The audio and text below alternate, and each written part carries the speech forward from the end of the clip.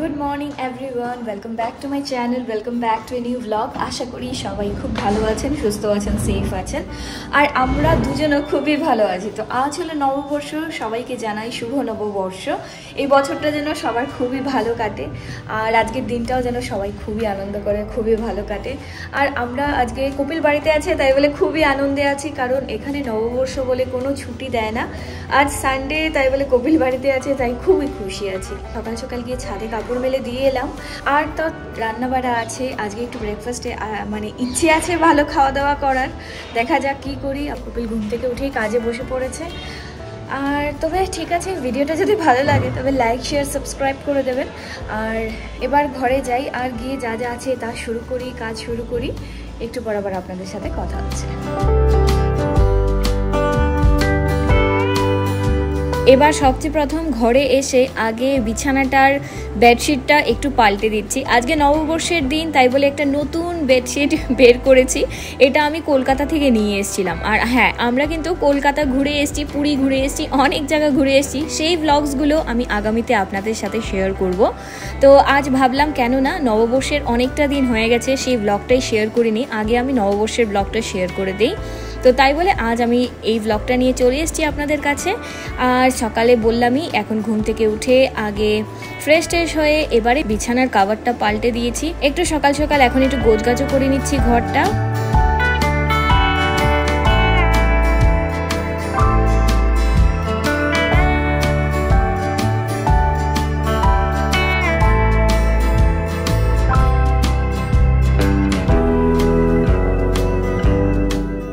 এবার একটু ঘর গোছগাছ করে চলে এলাম রান্নাঘরে।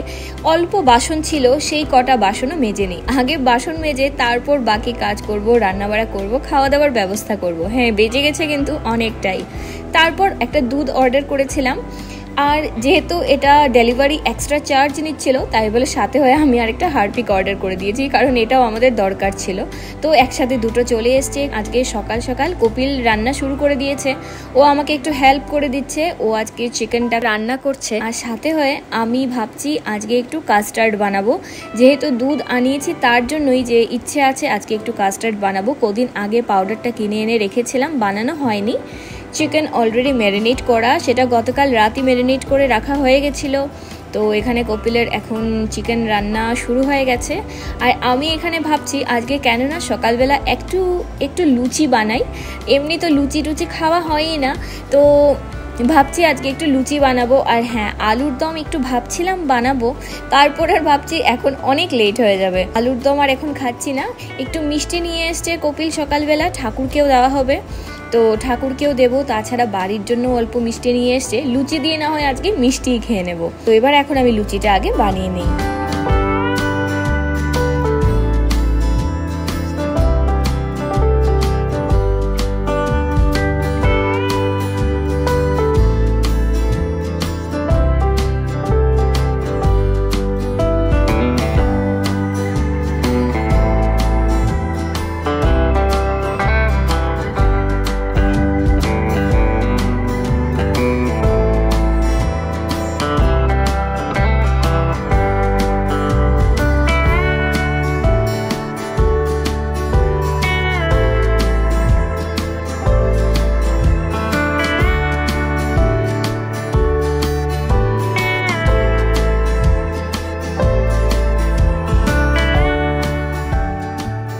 তো এবারে এখন গরম গরম লুচি একদম ready.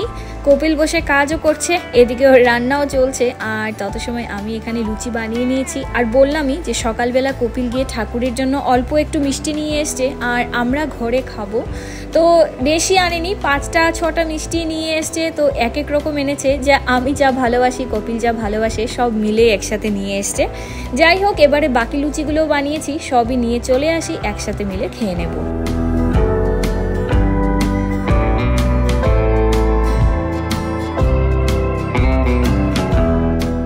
A A few moments later. Breakfast হয়ে গেছে, তো এবার ভাবছি দুপুরবেলা কি রান্না বাড়া করবো সেটাও শুরু করে দিই। তো আমরা গতকালও খেয়েছিলাম অল্প একটু করলা, কারণ সংক্রান্তির দিন সবাই বলে একটু তিত করলা বা নিম পাতা খেতে হয়, সেটা আমাদের নিয়ম। তো সেটা নিয়ম আছে, তো অল্প একটু করলা রয়ে গেছে, তো ভাবলাম কেন না এটাই আজকে বানিয়ে নিই, না হয় একটা করলাই নষ্ট হয়ে যাবে আর খাওয়া হবে না। তাই বলে আজকে আবার অল্প একটু করলা আর আলু দিয়ে ভাজা বানিয়ে নিচ্ছি। এখানে আমি একদম ছোট ছোট পিস করে কেটে নিলাম করলাটাকে, আর সাথে হয়ে আলু কেটে এভাবে এখন ভাজা বানিয়ে নিচ্ছি।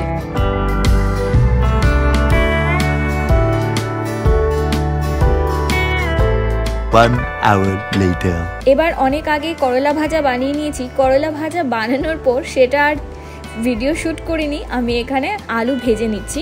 সেই আলুটা ভাজছি চিকেনে দেবো বলে আলাদা করে আলুটা ভেজে নিচ্ছি, কারণ চিকেনটা অনেকটা হয়ে গেছে আর আগে আমি একদমই ভুলে গেছিলাম আলু মেশাবো বলে চিকেনে, তাই বলে আলাদা করে এখন আলুটা ভেজে মিশিয়ে দিচ্ছি। এখানে আমি তখন বসে আয়ুষের সাথে ভিডিও কলে কথা বলছিলাম, ওর সাথে একটু ঢং করছিলাম, আর রোজই কথা হয় আমাদের। তো যাই হোক, আপনাদের সাথে আজকে একটু শেয়ার করে দিলাম। তারপর এখানে চিকেন রান্না হয়ে গেছে, আমি আলুটাও মিশিয়ে দিয়েছি। একবার দেখিয়ে দিচ্ছি দেখতে কেমন হলো। দেখতে কিন্তু ভালোই হয়েছে, আর খেতেও কপিল সত্যি খুবই ভালো রান্না করে। ও যে চিকেনটা রান্না করে সেটা আমার খুবই পছন্দের, তার জন্য আমি যখনই বেশিরভাগ চিকেন আসে আমি ওকে বলি রান্না করতে। তো চিকেন রান্না হয়ে গেছে, আর আমি তত সময়ে ডালও রান্না করে নিয়েছি। আর এখানে আমরা আম নিয়ে এসেছিলাম আমের টক খাবো বলে। গতকালও আমের টক বানিয়ে খেয়েছি, আর আজকেও ভাবছি একটু পাতলা পাতলা করে আমের টক রান্না করে নিই, না হলে আমটাও নষ্ট হয়ে যাবে। আজকে কপিল আছে, দুজন মিলে টক খাবো।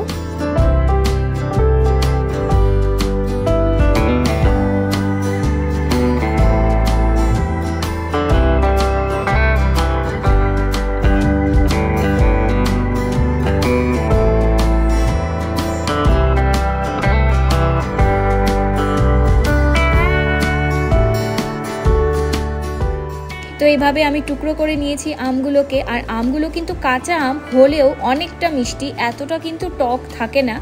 যাই হোক, তার মধ্যে আমি এখন একটু সর্ষের তেল গরম করে দিয়ে দিলাম রাই। আমার ঘরে সর্ষ ছিল না, তার জন্য আমি রাই ইউজ করেছি। হ্যাঁ, গন্ধটা কিন্তু একই রকম লাগে, মোটামুটি খারাপ হয়নি কিন্তু খেতে। তার মধ্যে দিয়ে দিলাম হলুদ আর দিয়ে দিয়েছি নুন। কাঁচা আমের মধ্যে হলুদ আর নুন দিয়ে ভালো করে নাড়াচাড়া করে এবার একটু কাঁচা আমটাকে একটু ফ্রাই করে নিচ্ছি, তার জন্য আমি একটু ঢেকে দিয়ে দিলাম যাতে সেদ্ধটা হয়ে যাবে। তো কিছুক্ষণ পর এসে দেখতে পাচ্ছি আমটা মোটামুটি মানে একটু ফ্রাই হয়ে চলে এসছে, একটু সেদ্ধ হয়ে গেছে। এবার আমি তার মধ্যে দিয়ে দিচ্ছি অল্প একটু জল।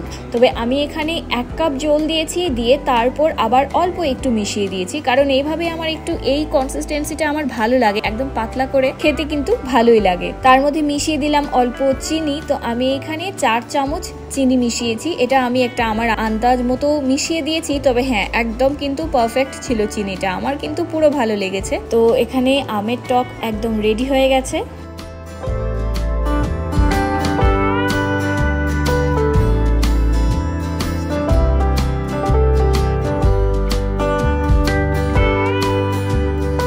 এবার রান্নাবাড়া আমার সবই মোটামুটি কমপ্লিট হয়ে গেছে, শুধু ভাত বানানো বাকি।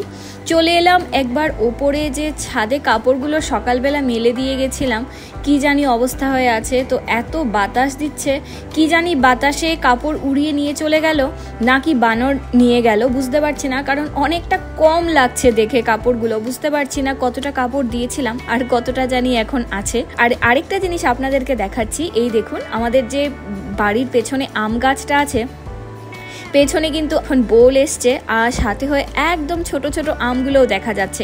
এত ছোট মানে হয়তো ক্যামেরায় ভালো করে আপনারা দেখতেও পাচ্ছেন না, কিন্তু কাছের থেকে অনেকটাই দেখা যায় যে একদম ছোট ছোট দেখা যাচ্ছে।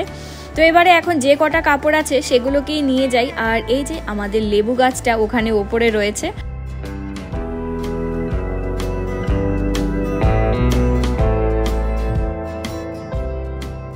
তো যাই হোক, এবারে কাপড়গুলো নিয়ে নিয়েছি, একদম শুকিয়ে গেছে, এত কড়া রোদ, বাপরে বাপ। আর আজকাল কিন্তু বেশ গরমও পড়ে গেছে।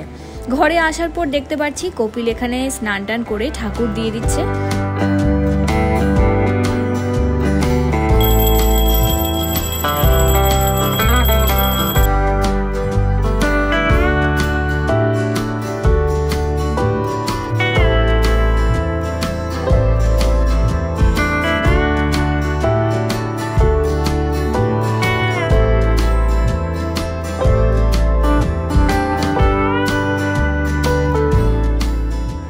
কপিলের এখানে ঠাকুর দেওয়া হচ্ছে, আর আমি ভাবলাম কেন না তত সময়ে আমি একটু খাওয়ার তো বাকি আছে, খেতে খেতে অল্প একটু দেরি আছে, কেননা আমি তত সময় একটু কাস্টার্ডটা বানিয়ে নিই। সকাল সকাল দুধ নিয়ে এসেছি, কিন্তু এখন পর্যন্ত আর আমার কাস্টার্ড বানানো হয়নি। তো তাই বলে এবারে এখন ভাবছি আমি আগে ফটাফট করে কাস্টার্ডটা বানিয়ে নিই।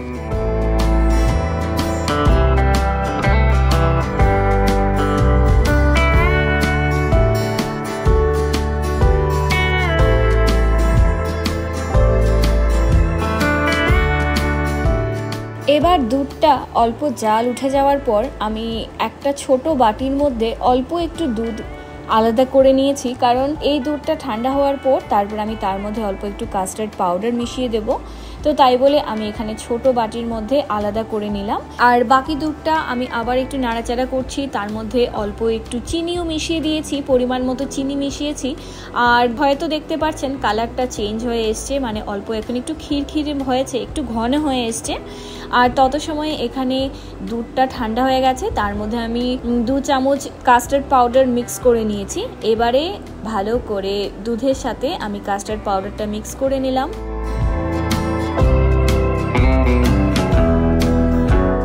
তো এবার কিন্তু আস্তে আস্তে এখন দেখতে পাচ্ছেন অনেকটা ঘন হয়ে এসছে, অনেকটা থিক হয়ে এসছে। তার মধ্যে আমি দিয়ে দিচ্ছি অল্প একটু কাজু বাদাম, আর কিশমিশ আমার ঘরে ছিল না তাই বলে কিশমিশ দিতে পারিনি। আর যখন খাবো তখন ঘরে বেদানা আছে, বেদানা দিয়েও খেয়ে নেব। আপাতত কাস্টার্ড বানানো হয়ে গেছে, এটাকে আমি ঢেকে রেখে দিয়েছি। যখন অল্প একটু ঠান্ডা হয়ে যাবে তারপর ফ্রিজে ঢুকিয়ে দেব। তত সময়ে চলে এলাম, এসে আজকে একটু সুন্দর করে থালাটা বেড়ে নিচ্ছি, নববর্ষ স্পেশাল। তো আজকে আমি বানিয়েছি প্লেন রাইস, তার মধ্যে রয়েছে আলু দিয়ে করলা ভাজা, আর তারপরে রয়েছে ডাল, আর রয়েছে চিকেন, আর সাথে রয়েছে আমের টক, আর হ্যাঁ সাথে একটু কাঁচা পেঁয়াজ নিয়ে নিয়েছি। তো ব্যাস এবারে এখন খাওয়া দাওয়া করে নিই। A few hours later. এবার খাওয়া দাওয়া করে আমরা দুজন একটু সন্ধে হওয়ার আগেই বেরিয়ে পড়েছি, কারণ আমাদের এখানে সন্ধে হতে হতে প্রায় 7টা 10-15 হয়েই যায়। তো আমরা সেই 6:30 7:45 নাগাদই বেরিয়ে পড়েছিলাম। আর এবার এখন আমরা আজকে এসেছি একটা মেলায়। এটা আমি ইনস্টাগ্রামে দেখেছি যে এখানে একটা গুরুদুয়ারা আছে ঝান্ডা সাহিব, এখানের মধ্যে মেলা হচ্ছে। তো তাই বলে ভাবলাম কেন না আজকে বন্ধ আছে, নববর্ষের দিন, একটু ঘুরে আসি। তাই বলে আমরা এখানে চলে এসেছি। কপিল গেছে এখানে পার্ক করতে, এখানে পার্কিং এরিয়া আছে, এখানে পার্কিংয়ের জায়গা। কপিল ভেতরে গেছে আর আমি আপাতত বাইরে দাঁড়িয়ে আছি। তো এবার বাইকটাকে পার্ক করে আর এখন আমরা হেঁটে হেঁটে যাচ্ছি। আর এত সুন্দর লাগছিল দূর থেকে দেখতে যে কি বলবো। আর আমি তাই বলে ওখান থেকে একটা ছবিও নিয়ে নিয়েছি। তো এত সুন্দর লাগছিল। যাই হোক, এবার ভেতরে গিয়ে দেখি ভেতরটা কেমন। তো আমরা এখন এখানে এসেছি, এসে সবচেয়ে প্রথম এখানে দেখতে পাচ্ছি এটা ঠাকুরের মন্দির আছে। আর কপিল এখানে এখন জুতো খুলছে, জুতো খুলেই ভেতরে যেতে হবে।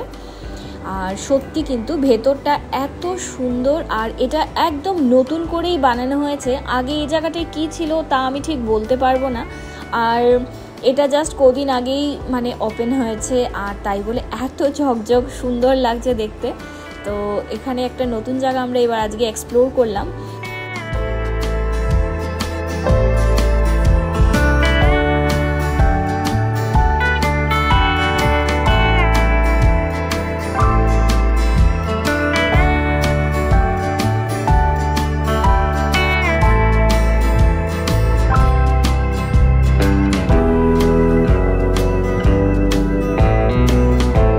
এই জায়গাটা এতটাই সুন্দর, চারিদিকে সবাই শুধু সেলফি তুলছে, না হয় রিল বানাচ্ছে, মানে শুধু ফটো তুলছে একজন আরেকজনের। আর সত্যিকারের খুবই সুন্দর কিন্তু। আর এই যে ঠান্ডা একটা হাওয়া দিচ্ছিল, এই হাওয়াটা এত আরাম লাগছিল, মানে খুব ভালো লাগছিল। মনে হচ্ছিল ওখানে ঘন্টার পর ঘন্টা মনে হয় বসে থাকতে পারবো, দাঁড়িয়ে থাকতে পারবো। কিন্তু বেশি সময় আর দাঁড়াইনি, কারণ আমরা মেলায় যাব। আমরা যার জন্য এসছি, মেলাটা কোথায় হচ্ছে সেটাকেও খুঁজে বের করতে হবে। সেটা আশপাশেই আছে ততটুকু জানি। তো যাই হোক, এবার ওখান থেকে আমরা বেরিয়ে পড়লাম। বেরিয়ে এবার এখন আমরা যাচ্ছি মেইন গুরুদুয়ারাতে যাচ্ছি। এটা এখান থেকে একটু দূর, মানে হেঁটে হেঁটে যেতে হয়। আর এতটাই ট্রাফিক ছিল ওই দিন, মানে কি বলবো, ভীষণ ভিড় ছিল। তো এখন আমরা চলে এসেছি মেইন গুরুদুয়ারার সামনে। এখানে এসে দেখতে পাচ্ছি মোটামুটি রাস্তার মধ্যেই অনেকটা দোকান নিয়ে বসেছে। দোকানের মধ্যে ব্যাগ ছিল, কি রিংয়ের দোকান ছিল, আর আখের রস পাওয়া যাচ্ছে। এই পাশটায় অনেকটা খেলনাপাতির দোকানও ছিল, প্রচুর কিছু ছিল। রাস্তায় পুরো ব্লক হয়ে গেছে দোকান দিয়ে। এবার মেইন গুরুদুয়ারার সামনে এসেছি, খুব সুন্দর সাজানো ছিল, খুবই ভালো লাগছিল। আর এতটা ভিড়, বাপরে বাপ কি বলবো, ভীষণ ভিড় ছিল, যেহেতু তখন মেলা হচ্ছে। আর হ্যাঁ, তখন এই ঝান্ডা সাহিবের কিছু একটা ছিল, কি ছিল সেটা আমি ঠিক বলতে পারবো না, তবে খুব সুন্দর করে সাজানো ছিল একদম, মানে ফুল টুল দিয়ে। আর এত লোক, বললামই, খুব ভালো লাগছিল ওখানে গিয়ে। এবার ভেতরে যাওয়া যাক।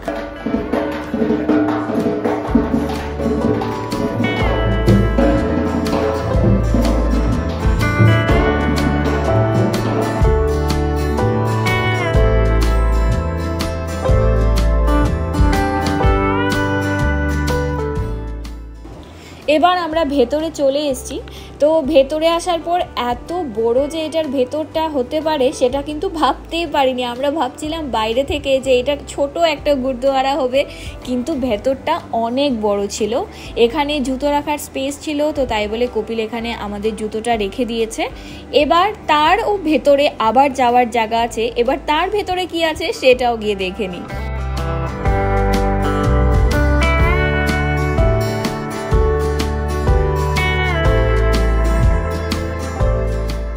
তো এখানের মধ্যেও দেখতে পাচ্ছি খুব সুন্দর কিছু বিল্ডিং ছিল, অনেক কিছুই ছিল এখানের মধ্যে। তারপর ওখান থেকে আমরা মেইন এই যে এই মন্দিরটা, মেইন গুরুদুয়ারার এখানে চলে এলাম। আর এবারে এখানে একটু প্রণাম টনাম করে, আর মেইন তো আমরা খুঁজতে বেরিয়েছিলাম মেলাটা কোথায় হচ্ছে। এখান থেকেই দেখতে পাচ্ছি মেলা দেখা যাচ্ছে, তবে মেলাটা গুরুদুয়ারার বাইরে হচ্ছে, এটা ভেতরে হচ্ছে না। আমরা ভাবছিলাম মেলাটা ভেতরে হচ্ছিল। তো সবচেয়ে বড় প্রবলেম হয়ে গেছে যে আমরা তো খালি পায়ে এসছি, জুতোটা তো অনেকটা দূরে রেখে এসছি। এবারে এই পাশটা তো খালি পায়ে যেতে পারবো না মেলায়, তো তাই বলে আর আমাদের মেলায় যাওয়া হচ্ছে না। অনেকেরা আছে খালি পায়ে চলে যাচ্ছে মেলা ঘুরতে, তো সেটা আর আমরা করছি না। তো যাই হোক, মেলায় এখন আর যাওয়া হচ্ছে না, কারণ মেলায় যেতে হলে অন্য রাস্তায় আসতে হবে, একটু ঘুরে আসতে হবে। আর এত ট্রাফিক, আমার মনে হয় না আজকে আর আমাদের যাওয়া হবে বলে। যাই হোক, কপিল তো এখানেই দাঁড়িয়ে রয়েছে। আর এবার এখন আমরা এখান থেকেও বেরিয়ে পড়ছি।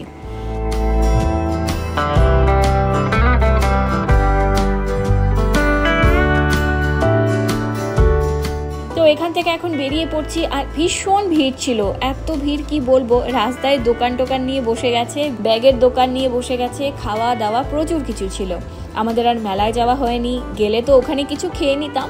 এবার ফেরার পথে এই যে চাচাজির দোকানে, এখানে আমরা সবসময়, মানে গরমের সময় আমরা এসে এখানে আখের রস খাই। এখানে কিন্তু সত্যি খুব ভালো পাওয়া যায়। তো এখান থেকে আমরা একটা নিয়ে নিয়েছি, আর আমি খাচ্ছিলাম। তো কপিলকে বলছি খাও, কপিল বলছে ওর আজকে ইচ্ছে হচ্ছে না, তাই কপিল খায়নি, আমি আখের রস খেয়ে নিয়েছি। খেয়ে এবার এখন আমরা বাড়ি ফিরে যাচ্ছি। আর আমাদের এই নববর্ষের দিনটা কিন্তু বেশ ভালোই কাটলো। যাই হোক, আজকের এই ব্লগটাকে আমি এখন এখানেই এন্ড করে দিচ্ছি। যদি কিছু ভালো লেগে থাকে অবশ্যই লাইক, শেয়ার, সাবস্ক্রাইব করে দেবেন। দেখা হবে তবে নেক্সট ভিডিওতে। Till then take care, bye by.